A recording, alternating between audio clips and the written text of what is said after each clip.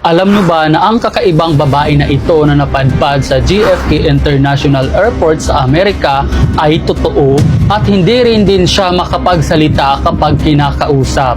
Ito ang video, panoorin nyo. Be meeting her here. Do you have the blue passport that I saw? Do you have another, more ID? No? Okay. This is going nowhere fast. I am not getting through. Looks like possibly Arabic, but I don't know.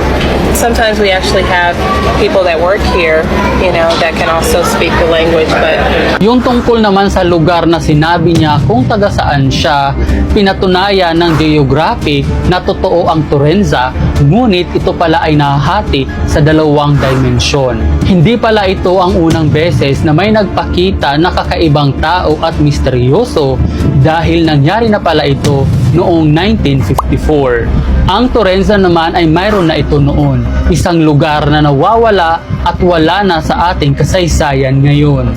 At noong 200 BC, nadiskubre ng mga arkeologo na ang bansang ito ay sobrang yaman at tinawag nila itong Turenza.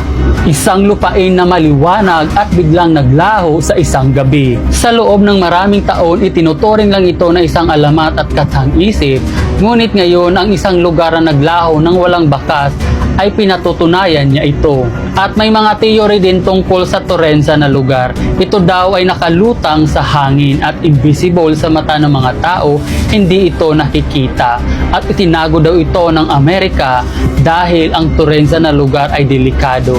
Kapag ang tao ay nakapasok sa lugar nila, ay hindi na ito makakabalik ng buhay. At yung mga nakatira sa lugar ng Turenza ay hindi nagsasalita ang mga tao doon.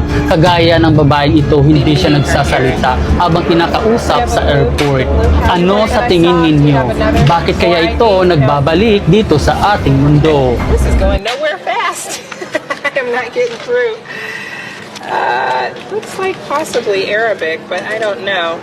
Sometimes we actually have people that work here, you know, that can also speak the language, but we have to determine what that language is first. So.